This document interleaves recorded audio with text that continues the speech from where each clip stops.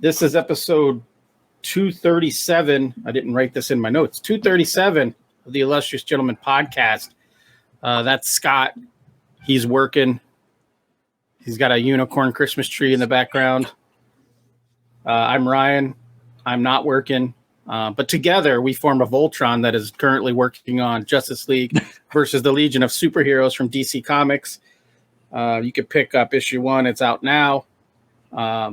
I believe we are the two butt cheeks on Voltron. That's right. I'm left cheek. You can become a Patreon supporter at patreon.com/super75studios. You get early versions of each episode. Like the one we're recording right now, patrons can watch it live as we record it. You can also go to tigshow.com. There's a merch link there. You can watch all of our past episodes, listen to all of our past episodes at tigshow.com. And you can follow us on the socials at TIG_show. All right. So I know you're drinking coffee because you're trying to get some works done. Yes. I'm going ahead and writing off the next hour and a half or so of work. And so I am drinking, and I have a delicious high-class natural ice, 5.9% Anheuser-Busch product. Not nearly as bad as you've been led to believe. But I also got a special treat in my fridge. Hang on a second.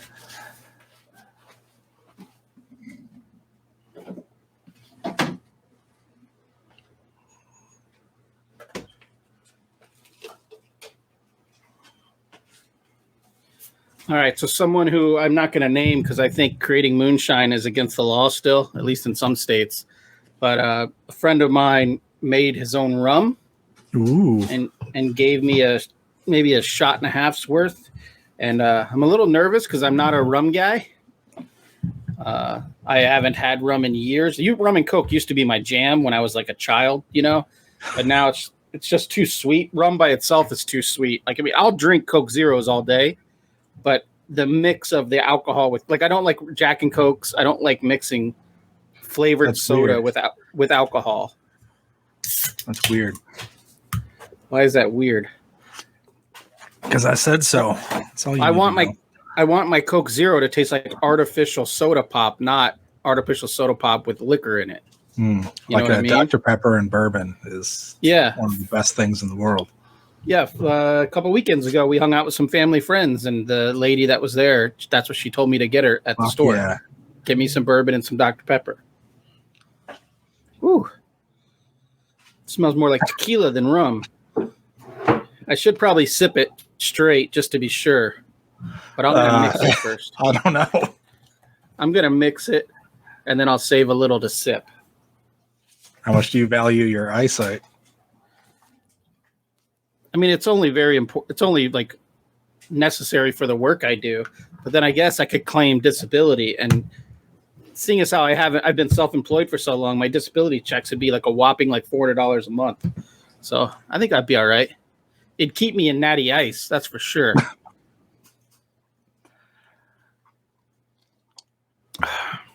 Ooh, that ain't bad.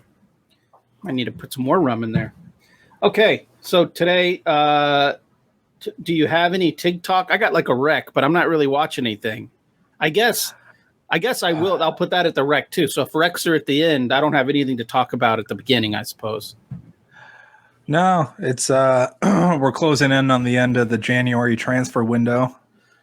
We are. My team still hasn't appointed a manager, and I guess I don't know the rules, but everyone's saying they have to appoint a manager before they can make any more acquisitions. So maybe in the Premier League, you have to have a manager to make transfers. I don't know, but we made 2 at the beginning of the transfer window, and we don't have a manager. I don't know how much the manager's responsible for. Are they also club president, or do they have I think most power on things? I don't know. I think most Premier League managers have veto power because one of the guys we brought in. Well, no, that's not true. One of the guys we did bring in before we fired Rafa, #Rafa out. Rafa did not want, but so they brought him in over the manager's wishes. I don't know. I'll just be happy if we're not relegated this season. We're 3 points above the relegation line as we record this. So I'll just be happy if we don't get relegated. But then both of our best offensive players are both leaving in the summer transfer window, so we're fucked. Both teams I support are just in a current state of fuckdom right now. It is the Coyotes want to play in a 5,000 seat arena at a college. It's a joke. Both my teams are the laughing stock of their respective divisions, their respective fandoms. This is what I get. I did this to them. Both franchises were probably fine before I became fans of them. Humiliation kink. I do. I like to be treated like shit, apparently. Hence 237 episodes of The Illustrious Gentleman. Yeah, but we're in an international break, so there's no game this week. So I'm not going to get too upset this weekend. Hopefully. Yeah. Good weekend of football, though. Like American football. American football, yes. You have anybody following American football. The Bengals of Cincinnati. Yeah, I mean, we're all rooting for the Bengals from Cincinnati, right, at this point? I want a good game. Unless you have no heart. My feelings lean more towards Kansas City than Cincinnati. When I started following American football as a youth, Joe Montana had just been traded from the Niners to the Chiefs. Okay. So I adopted the Chiefs as my team because my team was like, they were the Coyotes or the Toffees. Right, but you're a bandwagon fan then. Why you should ride or die with the Lions, you fucking coward. Oh, no. Well, we had my Cardinals. Whole family was Lions fans, but we had the Cardinals out here. Right. And we had the Suns out here. So I was never a Pistons fan or a Lions fan. Right, but why do you jump ship from the Cardinals? Just because they're no good? You want to bandwagon it with Joe Montana? 1987. The best player in the league had just been traded to this team. So I'm like, all right, yeah. I'll get on board with Marty Schottenheimer and the Chiefs. Wow. I think it was a Derek Thomas jersey, the Chiefs Derek Thomas jersey. Somebody nicked out of the washing machine at my apartments. Motherfucker, I'm still looking for them. Yeah, some homeless dude's wearing your Derek Thomas jersey from 1992. I'm gonna go Liam Neeson on that person. Yeah. I don't think I would like the moral fiber of your 11-year-old self if you're just going to abandon a local team. Weak. Yeah, fuck off. Weak. Be better. # be better, like Melania Trump's website. All right. So, yes, good weekend of sports coming up if you're into American football.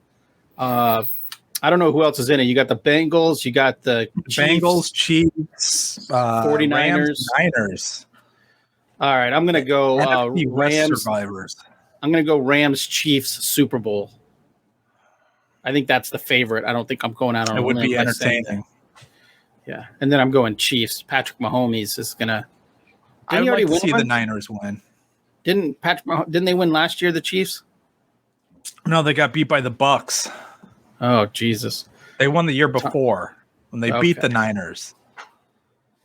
All right. I guess I really don't give a shit. Go! I'm on the Bengals bandwagon. I like the Bengals. I always like their helmets. Yeah, they're basic. Keep it simple. It's nice. I like the tiger stripes. Yeah, it's a nice aesthetic. That and I always thought them and the Chargers had the best helmets in the league. Yeah, the Lightning Bolt Chargers was classic. Love that Lightning Bolt. Yeah. All right, let's get on to stuff people care about. Questions. And possibly answers. Again, if you're not watching this and you're just listening, Scott should probably be working while we do this. So hopefully I get some gold from him, or else it's going to be a 15-minute episode. That's okay. Listener has stuff to do. He doesn't care. Everybody's doing something else. Everybody's doing something else on this podcast, except for me. I guess I'm producing it. Nah. And I'm drinking for 2, like I'm pregnant. I just put it on while I'm doing laundry every week. That's how I record the show. It's just on in the background while I do other things. Trust me, listener notices. So yeah, I put it out on all the socials that we're taking questions, and Twitter is useless. Get a lot of likes, a couple retweets, no questions. But we I did love get it when one. you pose a question and you get likes. Yeah, right. Yeah, Corey from Cab Comics, my LCS. He's like my drug dealer. He's holding for me right now. I probably have like $30 worth of shit I got to pick up next time I go up there. I'm like 2 issues behind on everything. He asked, anyways, everyone go to Cab Comics, Google it. They mail order books, so you can order your books from them. Yeah, he wanted to know what it's like working on a Bendis script together. The together part is what threw me off on this question. It makes it seem like I'm sitting on your lap or vice versa while we work on this book. Now, it would have been fun if this was in the old days where I think the new relationship is like penciler colorist, but if it was penciler inker, it'd be neat if we could sit across from each other. We do the book on a tandem bike. Yeah. Yeah, but it's a tandem bike like the one in It's Always Sunny. There's something mounted to the seat for both of us. Yeah, Max bike. So yeah, what's it like working on a Bendis script together? I guess it's similar to working on a Bendis script separately. It's but together. Yeah, it's daunting. But to be fair to everybody and to be honest, you and I don't really talk about the script. I mean, you look at the script and you do your stuff. I look at the script and I do my stuff, but we don't. We have never talked about. Well, apparently, I don't look at the script. Well, that's what I'm there for. I don't know if I should get an extra, like, I don't know, like a assistant editor's credit. Yeah, like an extra credit, or maybe like a Christmas bonus or something for telling you, like, hey, you didn't do, like, this is in the script and you ignored it, which is normally fine. But some stuff I feel like I got to speak up. I don't know if that's my role, but it's the role I've assumed. But yeah, anyways, to answer the question, too many penises on this page. to answer the question, I'm a fan of Bendis's. I've talked about this a lot. Powers is one of my favorite comic series of all time. He had a great run on X-Men with Stuart Immonen. I like the fact that he still writes big comics, like a lot of double page spreads. Selfishly, as a colorist, I don't know about as a line artist, but selfishly as a colorist, a double page spread ain't quite the same amount of work as 2 individual pages. So it's I like working on double page spreads. Bendis serves them up.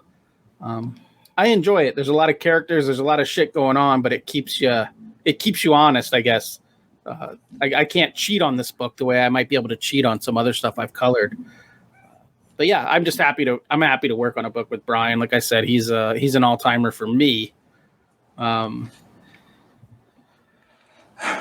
Yeah. He's a very generous collaborator. I don't know how familiar any listeners that aren't in what we refer to as the business. I don't know how familiar they are with comic book scripts. Like generally a 22-page comic book script is not physically 22 pages long. It's not like a film script where a page equals roughly a minute of screen time.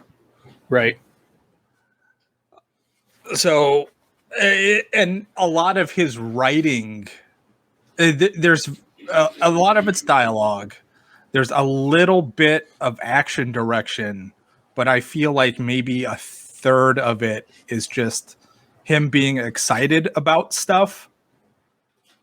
And him just going on about how cool the Legion is, or, how awesome this thing is. A lot of it, a lot of it is written towards the story, but there's a good portion of it that's written for us, which is nice. It's right. Neat when I start reading a script and my name pops up a lot, like he's talking to me. Yeah, those are my favorite kind of scripts. I've had ones, where the writer will put in jokes that nobody will ever see that are just for the collaborators. That's fun. So it's great, and every script of his opens with the summation is this is just this is a guide. So right, if you can come up with something better or cooler, totally do that. Right. Yeah, I think a lot of writers are like that, but he makes it clear at the beginning of every script. He reiterates, and I think both of us have had a pretty wide berth on this book. They're letting us do our thing, which is good. All right, so now we're moving on to the Facebook questions, which was the majority, all but one of the questions. Every time I think I want to quit Facebook, it's like it is the one place that like people communicate more on Facebook than on Twitter. I get more interaction on Facebook than I do on Twitter, even though Facebook is the least of my third favorite socials. I'm not on the TikTok or whatever the fuck the kids have these days. But out of the big three, I never post on Facebook really, but you do get the most interaction. At least I do. I would guess though that the average age of people that are answering the question that are asking questions on Facebook is also probably 40. So maybe it's the old man social network. But amazing artist and my hashtag Xtober compatriot Seth the Moose asked if either of you could relaunch one comic title from any publisher, which would it be? Who would be the creative team, and how would you want it handled? Essentially, what comic do you think the world needs to see? I don't think there's any comic the world needs to see. So for me, there was nothing that jumped out. Like I think there's creators whose work we all need to see. I don't think there's a comic or a character that needs to be seen. But I did come up with an answer here. No, let's hear it then. Okay. I went with the original Authority lineup of characters. I'm not going to make Brian Hitch go back into those trenches. This is the one that you would? Yeah, this is the one that I would do. Okay. I wouldn't make Brian Hitch go back to that well. But the original lineup of the Authority before DC, the main DCU kind of got in on it and made changes. I'm going with the Warren Ellis, Brian Hitch lineup of the Authority. Just because it's such a fun book, and it was all about like big action, big shit, big ideas, weird shit. So someone who I think can do weird shit and big ideas for a writer. Again, I follow artists, not writers. Mm-hmm. But Donny Cates seems to do a lot of big weird shit. Yeah, I'm doing Hulkstronaut right now. So it's like he's willing to do weird shit. So let's give it to Donny Cates, and let's give it to my standby team of big action, Pepe Larraz and Marte Gracia. I think would kill on this book. But if listeners tired of me blowing those dudes, give me a two other dudes I blow. Give me a Ryan Otley or a Corey Walker on that book. I was just gonna say, I think maybe on a reboot, I would go like Rick Remender and Ryan Otley, something like that. Yeah, or maybe even like a James Hare and make get it even whatever's big action, big characters, shit like that. That's what that book needs. And let's just let's fly around in a ship that was born out of the heart of a baby star or die, whatever. It's like essentially a baby star is powering your ship, and you can fucking land on Hong Kong if you need to, or fucking do whatever you want.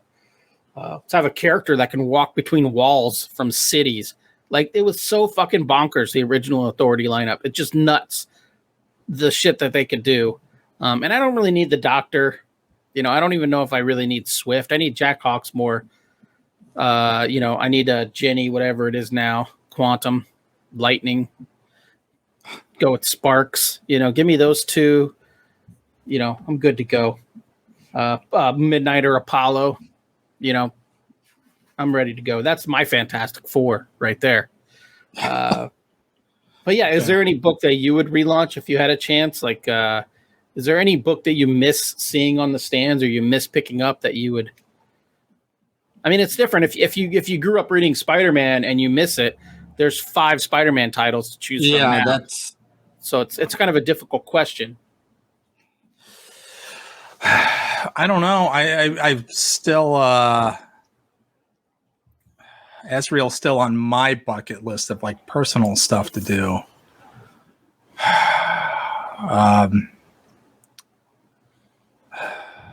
Yeah, I don't know. I'd have to think on if there's something I would like to see from other people.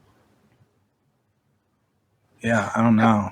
How bummed would you get if there was a new Azrael series and your least favorite comic artist was drawing it? How would I feel? Yeah.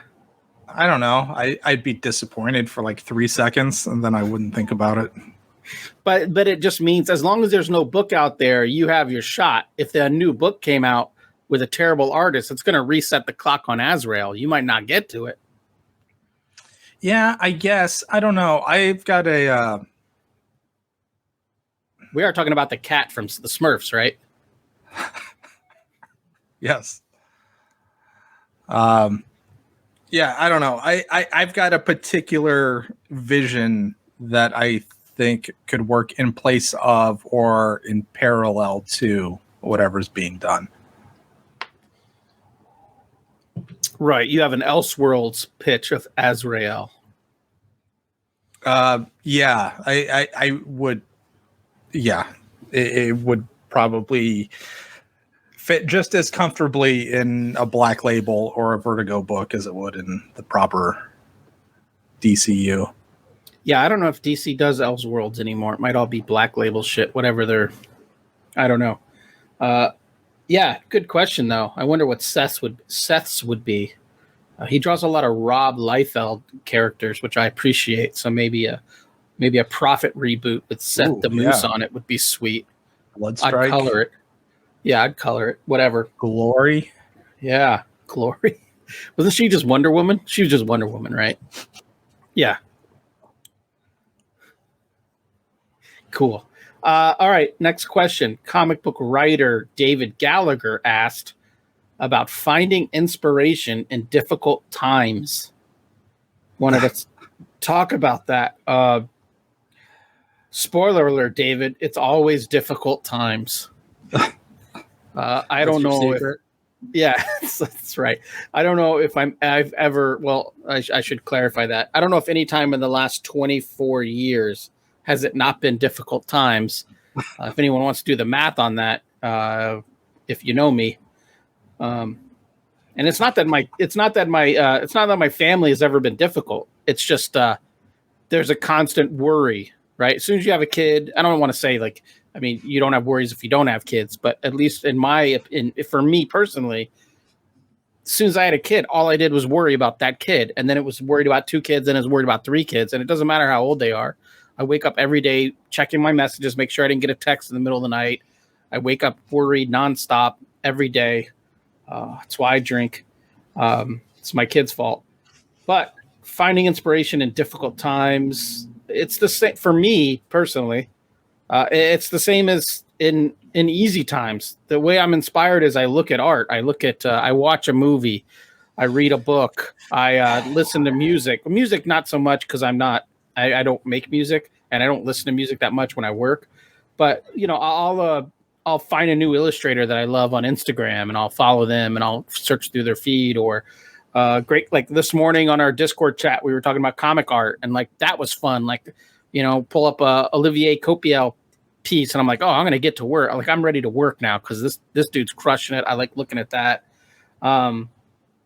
Yeah, or reading a book. Like for ideas of something I want to create or work on in the future, reading to me really sparks that, and watching movies really sparks that. But to work on comics, I look at comics or I look at illustration. You know, I see how somebody tackled an image that they colored, and I'm like, oh shit, let me try to work that in. Like I did a page last night, and for the first time ever, I don't think I used any shadows because the previously mentioned Brian Bendis' script used the word glowing and bright, and so I just fucking made everything fucking bright and glowy, no shadows, and that was fun for me because it's a whole. I've never colored a page like that before, so I was having a blast last night working on that page.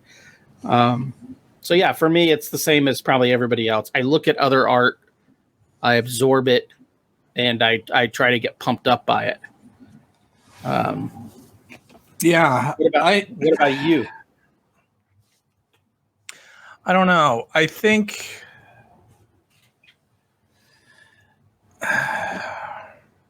I don't know how carefully the words were chosen. Maybe he's conflating inspiration with motivation. Yeah, that's kind of how I interpreted it, and that's how I kind of talked about it. I don't know. I guess well, it's fucking hard, but when it's your job, you know, shit don't stop. You know, still got bills. I still need to buy food. So, well, do you see? So, personally, and when you work, do you feel a difference when you are inspired as opposed to when you're just sitting down and you got to work because shit's got to be done? Like those are different times, right? Those are different things. Sometimes when you're working, work like last night, work was fun, but sometimes work is just work. Do you feel like you do better work at one time or the other, or is it just it's always a grind? Man, I don't know. So there are times when I feel better about work than others. I don't know. I can't remember a particular moment or point to a time when I was externally inspired by something else to go do something in particular. Well, you know what? I guess a couple of weeks ago, I had started reading Black Science on Comixology. Yeah, Rick Remender and Matteo Scalera. Yeah, and Dean White was blowing my mind. So I sat down and I started futzing around in Procreate and trying to teach myself how to think like that. Yeah, Dean White does cool shit when he colors. I noticed it when he was coloring John Romita Jr., where he'll just straight up like drop lines in of color that aren't inked lines. Like he'll just add it, like he'll draw while he colors. He'll draw in highlight lines and stuff like that.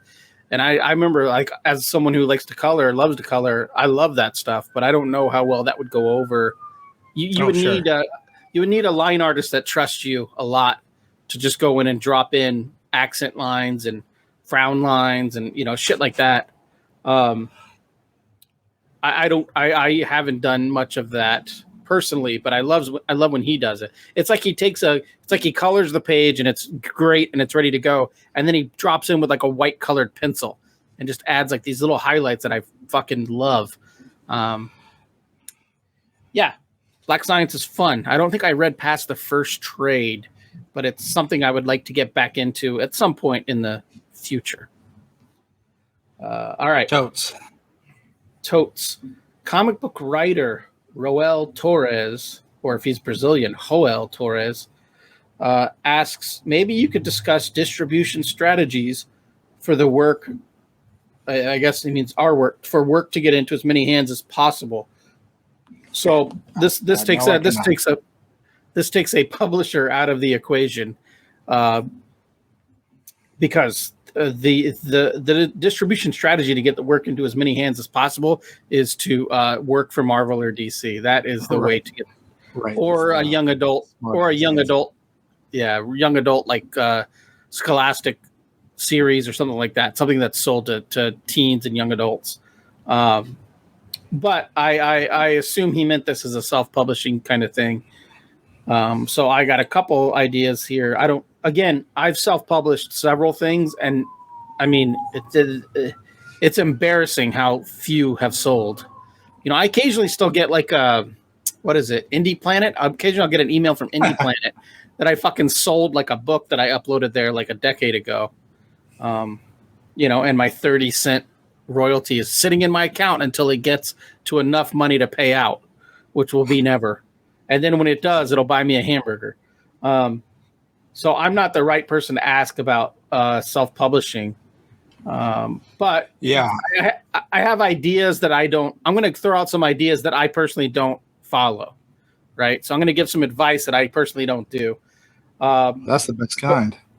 But one thing is, I know that if you do like a Kickstarter or something like that, or even if you just buy, say you get a couple thousand of your books self-published and sent to you, you can send those on to Amazon, and Amazon Fulfillment will do all that. They'll sell your book. I don't know what they charge. I don't know the math behind that, or I don't know how that works, but I do know that you can get indie books can get fulfilled through Amazon Fulfillment, and Kickstarter books can get fulfilled through Amazon Fulfillment. So, yeah, and doesn't Comixology have a submission thing? It could be a Comixology original or whatever. Yeah, I think they've recently changed it, but yes, I have several self-published books up on Comixology. So yeah, that's an audience. I guess one thing I didn't think about is like web comics, like Tapas or Webtoons. If you have the right book, those things are huge. Like people have, like I think Dan Schade. Are you talking about Lavender Jack or something? Yeah, Lavender Jack. I think has like 100,000 subscribers, or maybe 100,000 total reads or something. But either way, like that is way more than you would get self-publishing your comic. So yeah, look into stuff like that, like Webtoons. Again, it's hard because you're competing with hundreds of thousands of other web comics.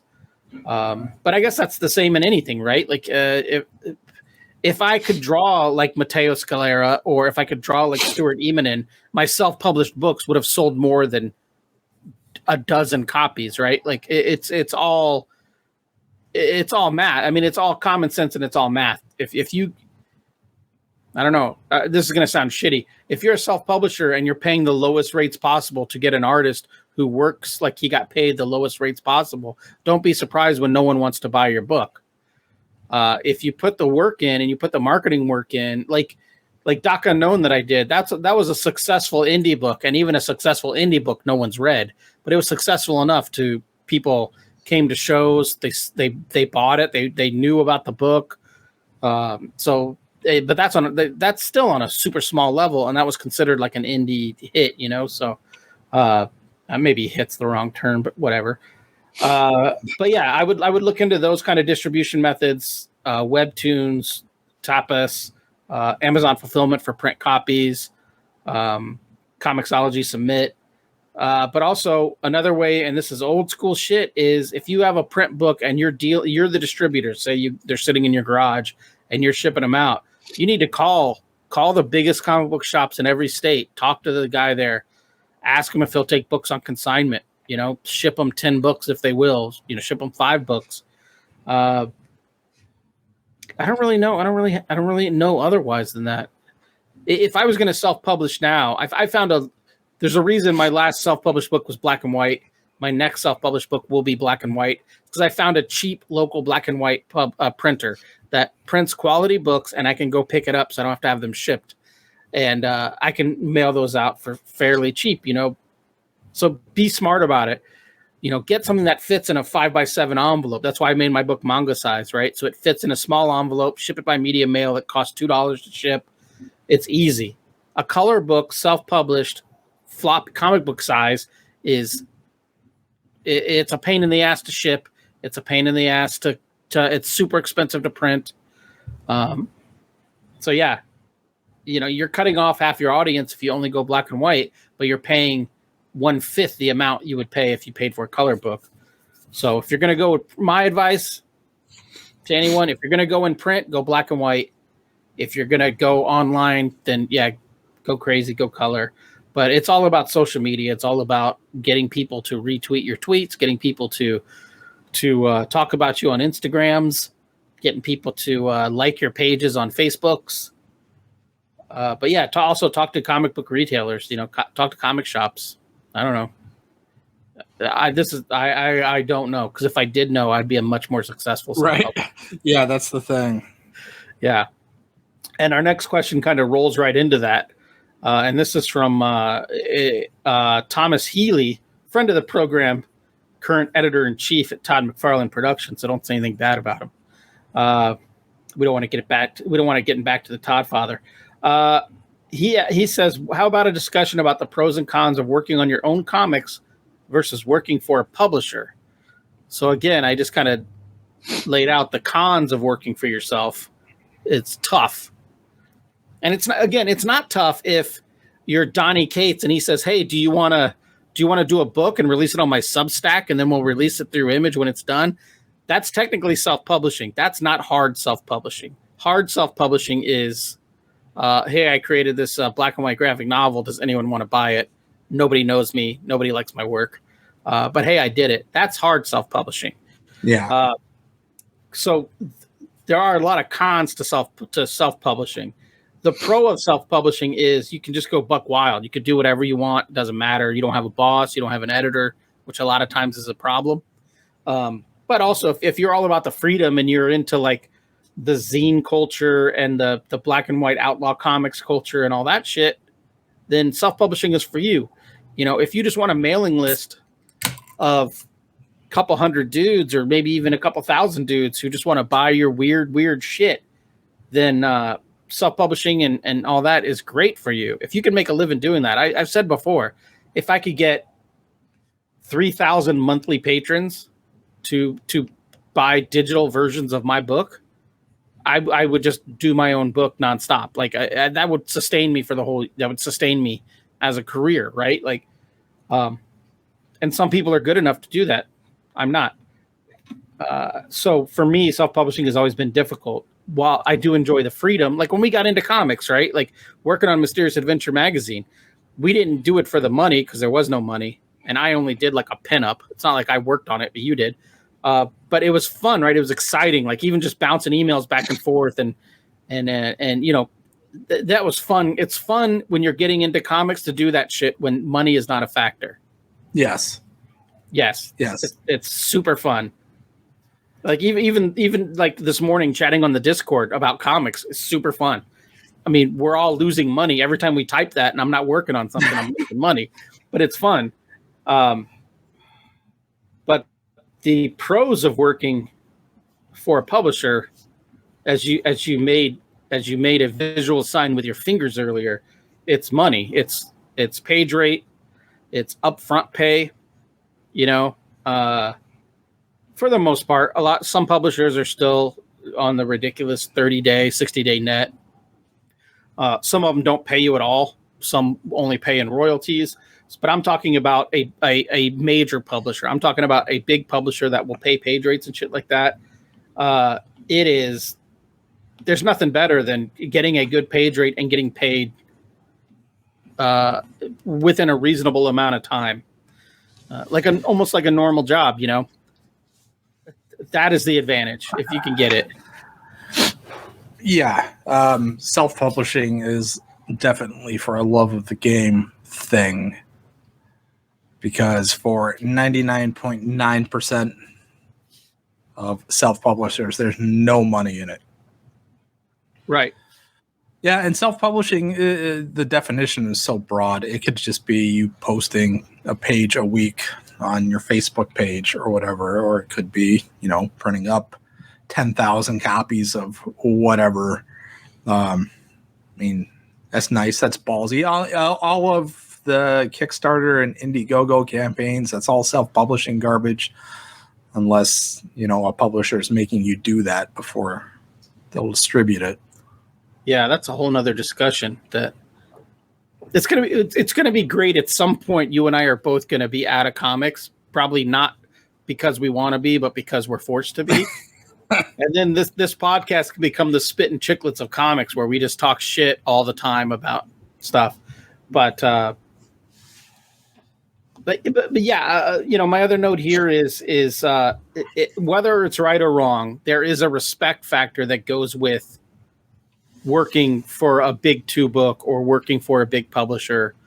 There's a recognition factor, I should say. Like you know, when I used to go to dinner parties, I never went to dinner parties, but a situation like that, what do you do? Oh, I draw comics. Have you ever done anything I've ever heard of? Well, no. Because that's it, right. Because I've only worked on these. But now if I meet somebody, before they even ask that question, my wife will be like, oh, he's coloring Justice League. And I'll be like, I'm not coloring Justice League, but I am coloring a Justice League adjacent book. Right? Well, then you have to explain it. Right. But they know, they know Justice League. So if I say, yeah, it's Justice League and this other group, they know. There was a cartoon for Legion of Superheroes. People know who that is. So there's an instant, like, the way the person you're talking to will respond to what you're telling them when you say, oh yeah, today I got paid to color a page with Batman and Superman on it, as opposed to like, oh no, if you go to like my website, there's an affiliate link there. You can buy my shit off off Indiegogo or off whatever. There's a definite benefit to saying you work for Image, or you did a book for Image, or you did a book for DC, or you did a book for Marvel, as opposed to like, yeah, man, go to my spot, or go to my store site and you can pick up all my stuff there. There's nothing wrong with that. But when you're talking to a rando, a civilian, it's a lot easier to say like, oh yeah, I work on a DC book, because they all know what that fucking logo looks like. Yeah. I just tell people I'm an illustrator. It's more specific than artist. Yes, but it really doesn't mean anything. Tell you what I do. So I leave it at that. So you don't want that comes like when you like. Let's say I don't want to talk to people. Okay. So even when you're in the middle, my least favorite thing in the world is a follow-up question. So to follow up on that, so even when you were drawing Superman, if you met someone and they say, what are you working on, or what are you doing right now, you wouldn't say I'm drawing Superman? No, I'm an illustrator. Or I'm self-employed is even better. Yeah, because they just assume that you're unemployed and they're not going to follow up because it gets awkward. Yeah, but so there's, for me, for someone who's worked so long in indie, like different levels of indie comics, like working on the Phantom for Dynamite is a different level of indie comics than self-publishing my own book. But now that I have a whole one issue of major work under my belt, well, that's not true. I had Image, which was the highest level of indie comics. That sounds shitty too, but whatever. No, it's true. I'm ecstatic to be in having the opportunity to work on books where people are going to see them, right? Like that's part of the reason we do this. If you're working on a book that's just personal for you, then you're self-publishing and you get the joy out of creating the book, right? But for me, a lot of my joy comes from other people recognizing and knowing I'm doing work that people are going to see, as opposed to because the work is the work. The work is the work, right? Like I'm still doing the work. I'm still coloring a comic book page, whether no one sees it or whether 50,000 people see it. So I guess I would rather 50,000 people see it than nobody see it, because the amount of work is the same. The sweat equity is the same. Yeah. Look, man, I just want to be invited to shows. I just want to get free hotel, free table, free airfare. I'm looking at you, all these cons that aren't inviting me to shows. But yeah, one downfall of working for big publishers is stuff's out of your hands, right? Like at any point, we've been lucky on the book. At least my experience with DC is almost no notes. It's been pretty smooth sailing, but there could be times where someone in production could just be like, oh, let's switch this around, or let's do something to this, or so many cooks in the kitchen, everyone wants to make change. Like that is something that happens. It hasn't happened to me, but it does happen where everyone's got fucking notes upon notes upon notes. That kind of kills the boner. Yeah, I can imagine it happening. And I certainly, if you are in the self-publishing arena, a cynical version in your head of publishing business comic books could be, it's not going to be my vision, but I don't know. If on average, probably 99% of what I put down on the page makes it to print. So Yeah. it's not an experience I've had. I'm sure writers get more of that because by the time it gets to us, I mean, it's got a stamp of approval already. Yeah. Also, we're living in a time where the writing is king. The writers are king. So once it's locked in, writing wise, they assume the rest of it's smooth sailing. Yeah. So yeah. All right. To break from comics talk for a minute. Well, you know what? We'll go to this comic book, this question that I have no notes on, that I'm hoping that you can kind of buoy the conversation a little bit. Artist Alec Neal writes, perhaps you could talk about setting up pages. He has an instance here where he had to reboard a page, I guess maybe relayout a page, because it needed to emphasize speed, as in someone was moving considerably faster than they were in a previous page. Do we have thoughts on that? I had a little confused by the question, because for me, laying out a page is panels, not necessarily layouts, but page design. So I'm guessing that a page was done and submitted and then deemed not what didn't show what needed to be shown. Didn't show a change. Whatever. Right. And I guess in that instance, well, hindsight is getting thumbnails approved first would have saved a lot of that time. Yeah. That being said, I don't really do thumbnails. I just go layouts right to the page. Yeah. I envy a lot of the people who do. I mean, you see people posting on Twitter, they'll lay out an entire issue. You know, they'll do 22 little thumbnails all side by side so they can see the whole thing. And it seems like a level of work that I'm not really into. Yeah. But I see the benefit of it. I don't know if the benefit of it outweighs the extra work, the unpaid extra work. Yeah, I don't. Well, part of it is because the people who do that, and I know people who do it as well, and I love looking at it. Like, I've been to Andy Kuhn's house, and I've seen a sheet of legal paper that has a full issue laid out on it pretty cleanly, and it's beautiful to look at, and it's amazing to kind of think in that way. But in my head, no one's reading the comic 22 pages at once, so the page has to be there. Like, Ed. So to me, just lay out your page, and especially if that's probably where I'm coming from. I mean, it would make sense if you know, like, where the ad breaks are going to be and all of that shit. So you could take facing pages and make sure you're not repeating angles or panel placement or whatever.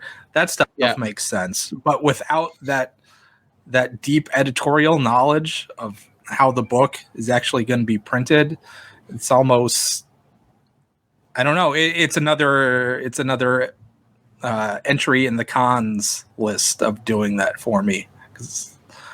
Yeah. I mean, especially when you work digitally, the difference between thumbnails and layouts is negligible, because sometimes when I'm doing my layouts, I'll just shrink my screen and I'll do layouts at like 15-20% of the page size. So in my mind, I'm drawing smaller, right? I'm seeing the whole page at once. I'm drawing smaller, but technically I'm drawing full size. I'm drawing print size. So this, I think that's kind of not an old school thing, but it's not something I do either. It's an idealized version or way of working. Like at the start of a brand new project, you know, you get all weird and idealistic. You're like, oh, I'm gonna lay out the whole thing, and I'm gonna try this new brush, or you know, I'm not gonna use a straight edge to rule my lines. I'm just gonna freestyle it, and it's gonna be great. And you drop all of that as soon as As soon as you start working and the deadline is sitting out there, you're like, fuck this. I'm going to work how I work because that's too much. Right. My thoughts for Alec, especially if we're talking about like panel layout, I'm going to take his phrase of emphasizing speed to just sort of anything with action is when action kicks off in a book that I'm drawing, when it goes from like standstill, nothing's happening, some talking head scenes to action, I use a lot more like Dutch angles in my characters. Nothing's really quite exactly level if action's happening. I'll take that into my panels as well. I'll do angled panel borders. Break-in panels, I don't understand. I don't understand breaking a panel border for a talking scene, but it makes total sense to me for an action scene. Open panels, the Sean Murphy, kind of what you and I both do now, is just like drop out that middle panel altogether and make it a full bleed panel, especially if it's the main focus of the action. So if you got 6 panels and in one of them your guy bursts into the Flash bursts into a run, make that shit an open panel, full bleed, and make it go over, make it bleed over other panels, make it the focus of the page. Like you and I this morning we're sharing some comic book pages of other creators, and we're talking about this one page, the pros and cons of it. But that artist there was one panel that was the main action panel, and that one was the biggest panel, went full bleed. And then the rest of them were like, oh, kind of mailing it in maybe on these panels, but that one he nailed. So that's the focus to me, especially if it's a middle panel. If you can get a 5-page or a 6-panel page, and you can make the middle of the image, the middle of the page, be the one that's non-bordered and full bleed, that's the money shit right there. Yeah, the middle of the page, sneaking in a splash. Yes. So that's my advice is action pages, go ahead and fuck with those panel borders, fuck with full bleed, fuck with insert panels, make the whole page full bleed with just insert panels. That's where you get weird. When your characters are sitting around talking for 4 or 5 pages, that's when you use a grid format. Yeah. Keep your reader level and then let it explode when it's supposed to explode, not the other way around. Yeah, I'm drawing an action page right now, and a lot of the book so far hasn't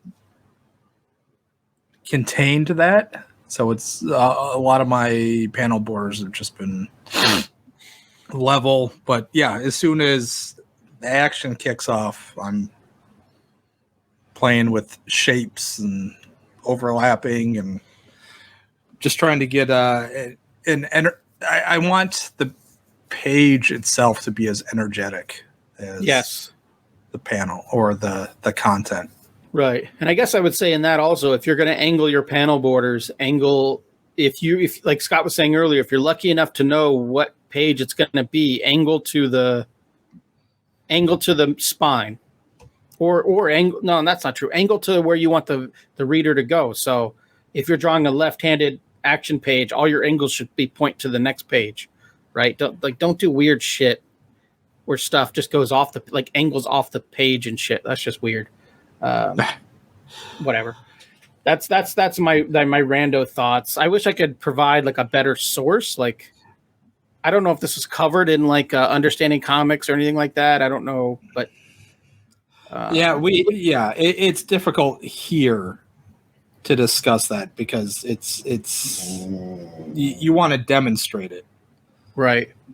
But yeah, that was not my hard stomach. To do over the radio. That was your dog. Yep. All right. Last question. Out of the done with comics. Comic book fan and artist Russell McDowell asks, "Are there any good non-comic book movies these days?" He talks about how like every movie, especially every big action movie, seems to be like a comic book movie. And I get that. It's just the IP must flow. IP is God. Spice. An Aquaman movie is going to sell a couple 100 million just because it's Aquaman or just because it's Jason Momoa's.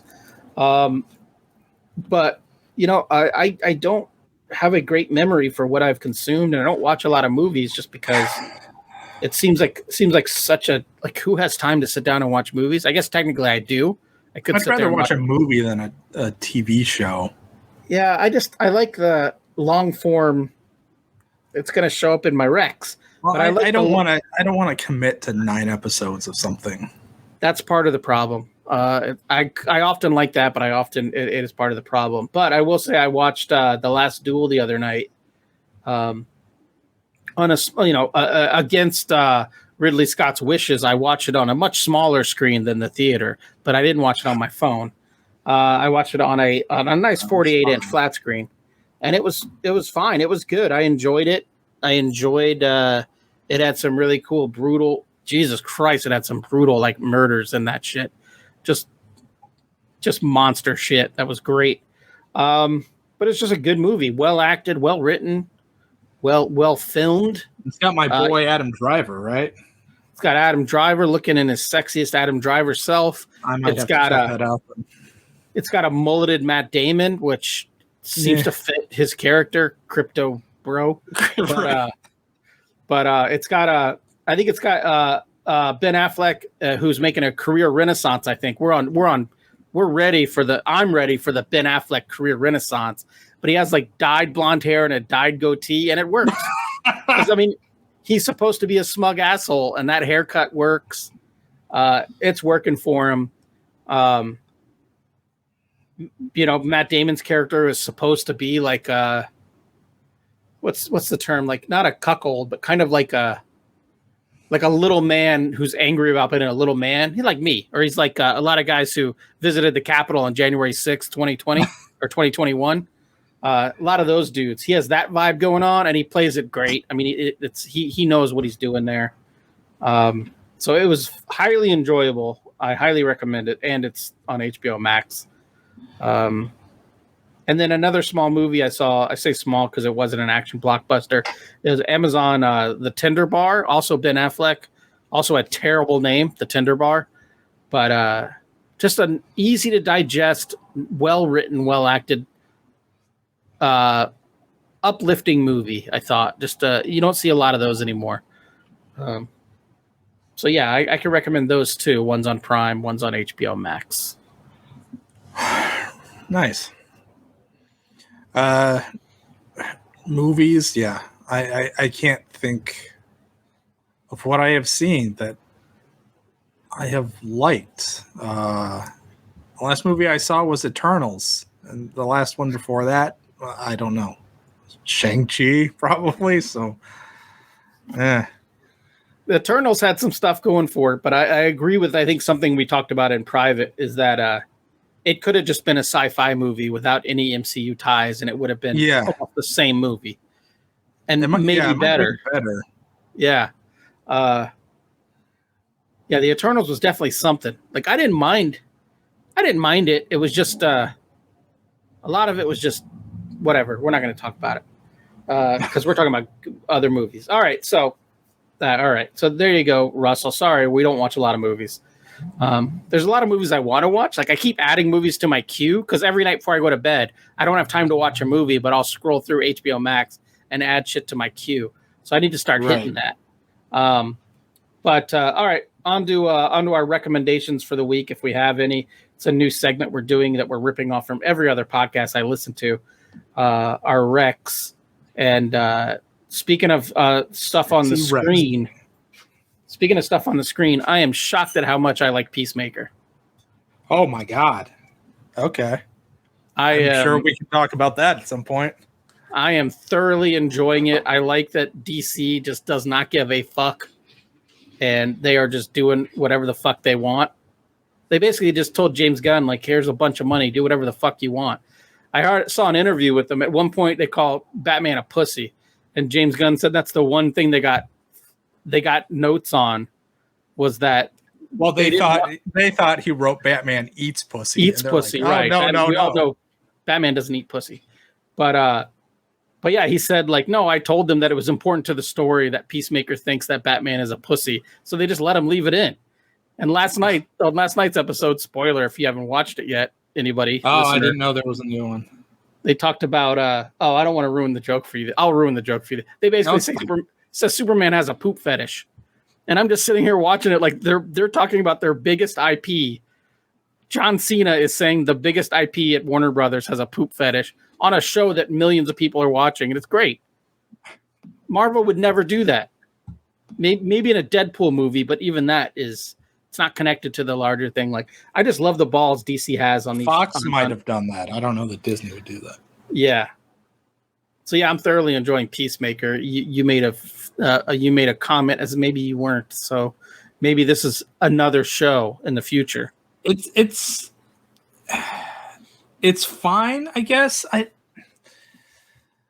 Something I would like to do is enjoy things. Yeah. We all want you. And I'm trying to do that with this show. I don't know if you are. There's something about. Okay, I don't know. Do we want to talk about it? No, I have a nitpick with something that continually happens in the show. Not a specific thing, but it's Marvel does this thing where they'll have every scene has to be capped with a joke. Yes. No matter what the tone of the scene is. Okay. And I think this show has a problem like that, where there will be a joke, and then all of the characters in the scene will talk about the joke for 30 seconds. And it feels like a Judd Apatow movie where they just let everybody go. And it really bothers me. Okay. Well, why don't we save it for next month when we do our Peacemaker season 1 recap episode? Because it's firmly in my recommendations for the week. And then also I did this I posted this to my Patreon, but I'm currently reading, and I should have finished it by now, but I'm lazy. On Writing by Stephen King, which is a great book, half memoir, half advice, I guess. I don't know what you'd call it, but I thoroughly enjoy it. It's nice to have fun reading again. I haven't read in a while. I should also read that again, and then we can discuss. Okay. All right. Do you have any recommendations for our listener? I am currently going through the archives of Do Go On, which is a Planet broadcasting podcast. So it's by the same podcast studio that does Weekly Planet. And they have had James and Meso on. I just listened to one that was guest hosted by Naomi Higgins, and I find it to be awesome. They